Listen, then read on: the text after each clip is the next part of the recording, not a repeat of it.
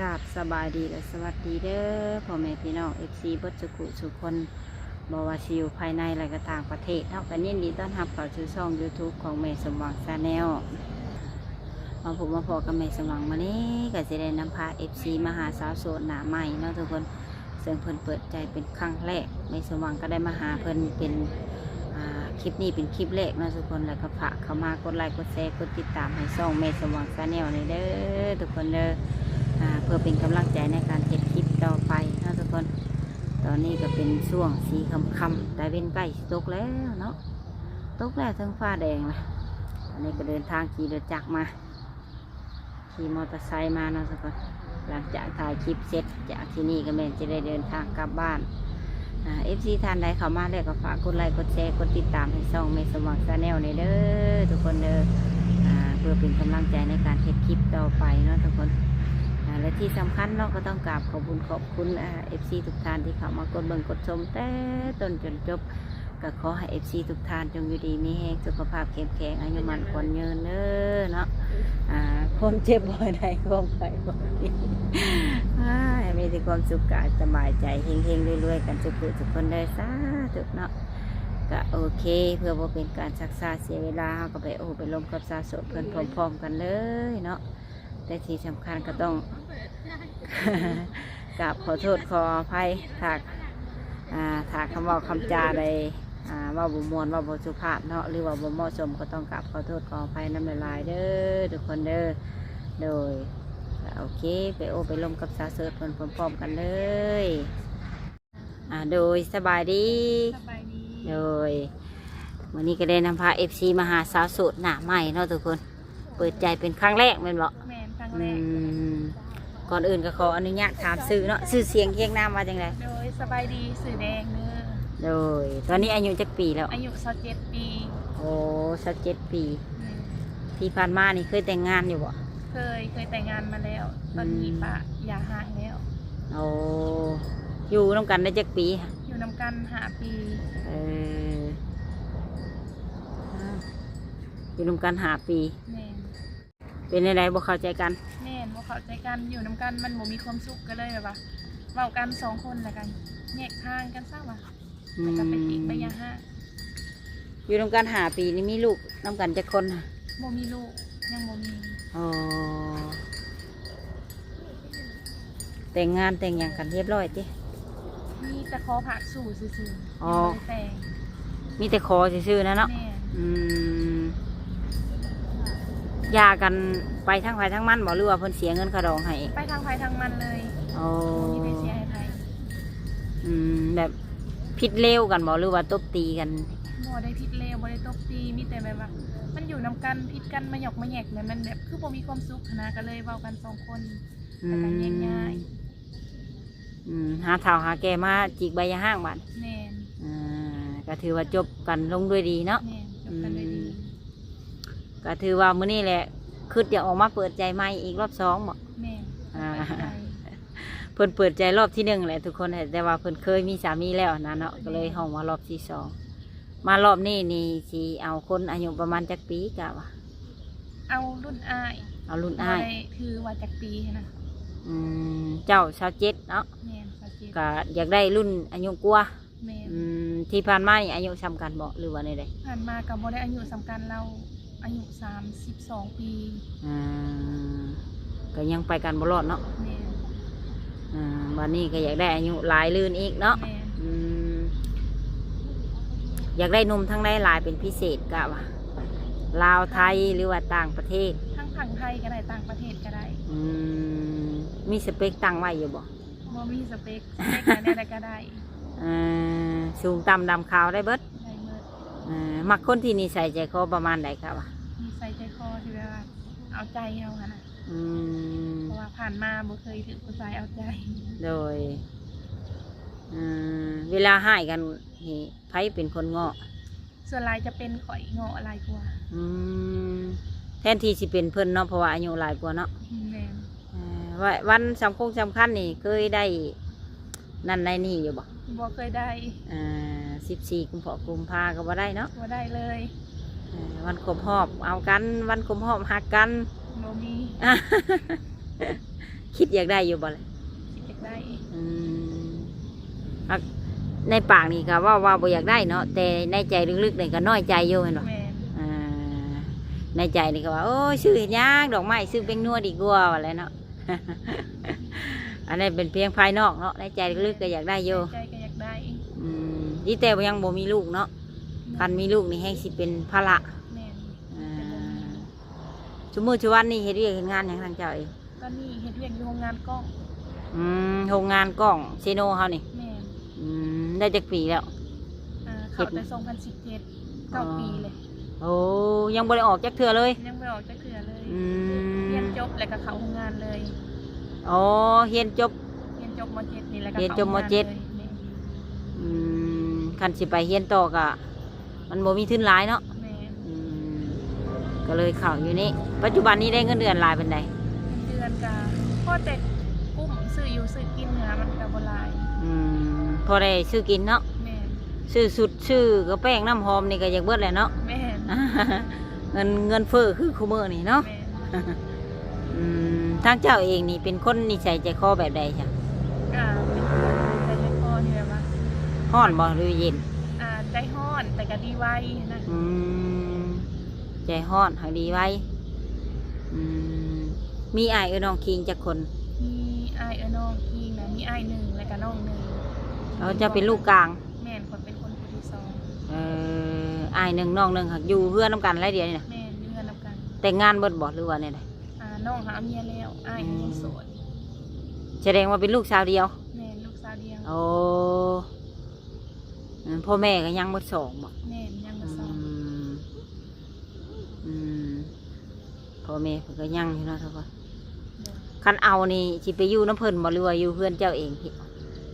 ไปอยู่น้ำเพิ่นก็ได้คันเพิ่นแต่งไปแนวใดก็ได้น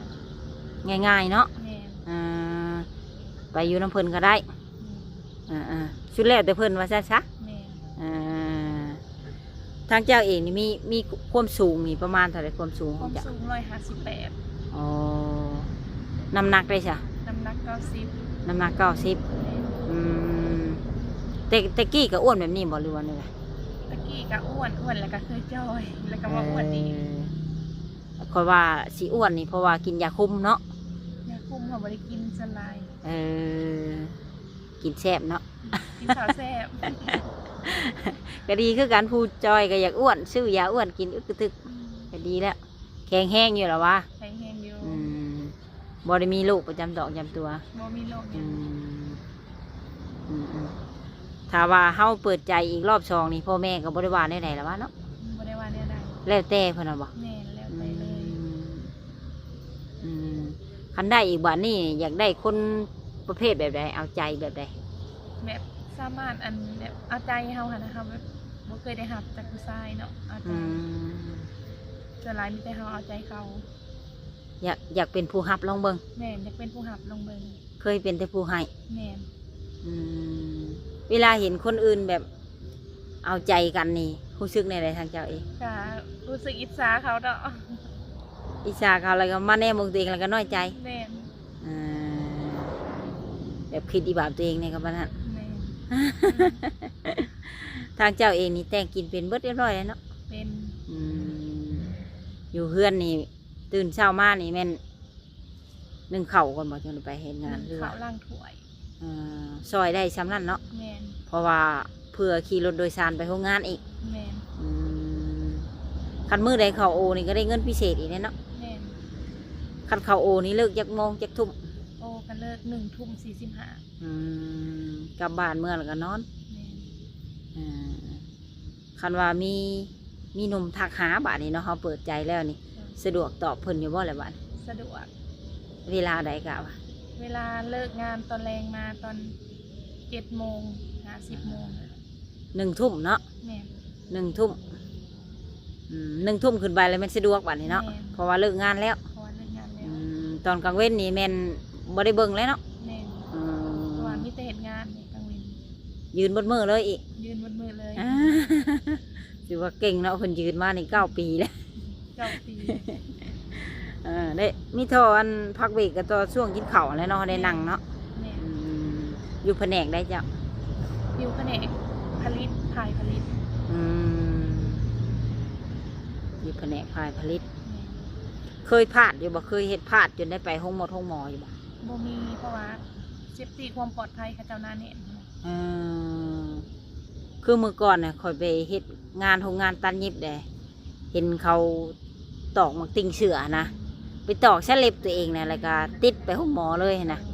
บ่มีแบบนี้เนาะ บ่มี อืมถ้าว่ามี FC ทักหานี่สะดวกทางไหนเฟซไลน์หรือว่าแนวใด ทั้งเฟซก็ได้ทั้งไลน์ก็ได้ อืม สะดวกมาซองเลย คันเพิ่นอยากโทรเห็นหน้าได้บ่ ได้ อ่าคันเพิ่นอยากโทรเห็นหน้าก็ได้เนาะแต่ว่า1 ทุ่มขึ้นไป แม่น อืมเพราะว่าช่วงกลางเว้นนี่เพิ่นบ่ว่างผู้บางคนนี่เปิดใจอยู่แต่อายบ่กล้าเปิดหน้าสำหรับเจ้านี่ได้เนาะ ได้ อืมถามว่าเพิ่นเป็นพ่อห้างนางหมายได้รับได้อยู่บ่ รับได้ รับได้ รับได้ เพิ่นมีลูกติด รับได้ เคยไปเฮ็ดงานอยู่ฝั่งไทยอยู่บ่นอกจาก บ่ เฮ็ด เค อยู่ ย นี่ ไป นะ จักเทื่อ อ๋อไปเที่ยวไปหยังก็บ่เคย บ่เคย ไปเที่ยวไกลชุดนี้ฮอดใส่ค่ะ ก็เกิดไม่แต่ในแซวตัวเมืองสวรรณเขตนี่แหละ อืม ปางแขงก็บ่เคยไป พอว่าใหญ่สิลิกสาวมาแล้วก็แม่นเอาผัวเลย แม่น แล้วก็เฮ็ดโรงงานอยู่นี่เลยแล้วก็บ่ได้ไปใช่เลย แม่น อืมถือว่าตัวเองนี่ยังบ่ได้ให้ตัวเองไปเที่ยวใส่หลายที่สุดนะเนาะ แม่น อ๋อ ยังบ่มีประสบการณ์เลย ถือว่าชีวิตใหญ่มาแล้วก็แม่นทุ่มกับผัวแล้วก็ทุ่มกับงานนี่แล้วเลย แม่น ความสุขของตัวเองแบบไปเที่ยวหันเที่ยวนี่ยังบ่มีเลย ยังบ่มีเลย บาดนี้หาความสุขให้ตัวเองเนาะ แม่น ถ้า อีบาปตัวเอง แต่ว่ามี FC เพิ่นเห็นแล้วเพิ่นอยากมาลิ้นมาหาเฮาฮอดเทือนฮอดซานได้บ่ ได้ แต่ต้องเป็นมื้อวันหยัง เป็นมือผักก็ได้วันอาทิตย์ อ๋อผักทุกๆวันอาทิตย์ แม่น ขันสิมาหานี่แม่นต้องไล่ตาตารางให้มันถือกับวันอาทิตย์เนาะ หรือว่าคันเข้ามามือใดก็ได้แต่สามารถลาได้อยู่นะ ตัวบางคนนี่สิบ่ให้ไปหาฮอดเทือนเนี่ยรักอายว่าแหละ อันนี้บ่เป็นหยังเนาะมาได้เนาะ มาได้ โอ้ถ้าว่าเพิ่นอยากให้เฮาไปหาอยู่มุกดาหารนี่เด้กล้าไปได้อยู่บ่ ไปได้อยู่ ไปคนเดียวบ่หรือก็ไป ไปกับหมู่ บ่กล้าเลยเนาะ แม่น เพราะว่าอีกอย่างก็บ่เคยไป แม่นบ่เคยไป อ่า ต้องหาหมู่ที่เขาเคยไปพาไปนะ พาสปอร์ตสเปะก็ยังบ่เคยมีเนาะ แม่น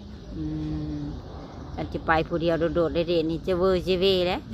ม่น ในใจนี่อยากได้ผู้ชายแบบใดกะว่าบาทนี่ ผู้ชายเหมาะ อืม บ่ได้เลือกแบบแนวใดก็ได้นะ นิสัยใจคอได้จ้ะ นิสัยใจคอกันเว้ากันโอเคกับโอเคเลยนะบ่ได้ติบ่ได้หิ แต่ว่าอยากได้ผู้ชายเอาใจเนี่ยจังหน่อย แม่น วันสำคัญก็เล็กๆน้อย แม่น ๆพอดีใจเนาะ แม่น คบคุยกันดนบ่จังสีพร้อมสละโสด โอ้บ่โดน บ่ดน แม่นเว้าเข้าใจกันแล้วก็โอเค โอ้ถือว่าเฮาก็อายุซ้ำนี้แล้วเนาะ แม่น อยู่ไปดนก็มันก็ร้ายขึ้นอีก แม่น ถือว่าคบคุยกันนี่บทจำกัดเดือนเนาะมีแต่ว่าคุยถือใจแล้วแม่นโอเค แม่น ค่าดองแพงบ่ คาโดงบ่เพครับ บ่แพง ลองว่าข้าวๆเด้อ คาโดง50 ล้านก็พอแล้ว โอ้50 ล้านกีบเขานี่ แม่น ก็ประมาณ 60,000 บาทเนาะคำเด้ คำ2 บาทก็พอ คำ2 บาทก็พอเนาะกับงัวขายเท่าแก่กินบ่ แม่น คันมีคันได้อะไรอย่าลืมไม่สมหวังเด้อ โดย ขอยบายังดอกขอยสิมาฮอนแอมหวานนึงก็อย่าดอก ก็เคยเบิ่งอยู่บ่คลิปสาวโสดกันดิ เคยเบิ่งอยู่ คิดนานบ่จังได้ออกมาเปิดใจ ประมาณ 3-4 เดือน 3-4 เดือน แม่น แบบเป็นได้กล้ากลัวๆบ่หรือว่าได ก็ทับอิดกับกล้าๆก็กลัวหั่นแหละและอายบัดนี้ตัดสินใจได้แล้วก็ อ๋อ มาเปิด เลยก็ถือว่าคิดอยู่โดนเติบเนาะ แม่น เอาใช่บ่ยาใช่บ่อยู่แล้วเนาะ แม่น เลยก็สิเอาทางเฟซทางไลน์น้องเพิ่นเมื่อไว้เนาะทุกคนถามว่า FC ท่านใดสนใจก็แม่นทักมาโลมาโอ้มาลมคุยได้เนาะ แม่น อยากคุยเปิด กล้องก็ได้ทางน้องเพิ่นก็สามารถคุยได้ถามว่าทักมากลางเว้นนี่คันนานตอบนี่ก็บ่แม่นว่าขี้คุยเนาะ แม่ เพราะว่าน้องเพิ่นค่าเฮ็ดงานทุกคนเลยก็สิประมาณนั้นก็มีหยังอยากฝากถึงหนุ่มๆที่สิเข้ามาจีบอยู่บ่ ก็จะฝากถึงหนุ่มๆที่ทำมาจีบเนาะ เลย โสด100%นะ เออ ยินดีต้อนรับ เลยบ่ว่าพอห่างพอหมายเนาะ แม่น อ่า ได้หมด ขอเพียงแต่บ่เป็นผัวเขา แม่น อ่ะ มันกันผัวเขาแล้วบ่ไหวแล้วเนาะยันเมียเพิ่นมาให้ก็สิมีแต่ซ้ำนั่นแหละสำหรับทุกคนเลยก็ไว้พอกันใหม่อีกในเทื่อหน้าเนาะ โดย ทางนี้ก็สิค่ำเลยเพื่อเดินทางกลับบ้านแต่นี่หาบ้านนี่ก็17 กิโลเมตรทุกคน เดินทางโดยมอเตอร์ไซค์ไว้พอกันใหม่อีกเทื่อหน้าสำหรับคลิปนี้ก็สิได้กล่าวคำว่าสบายดีเลย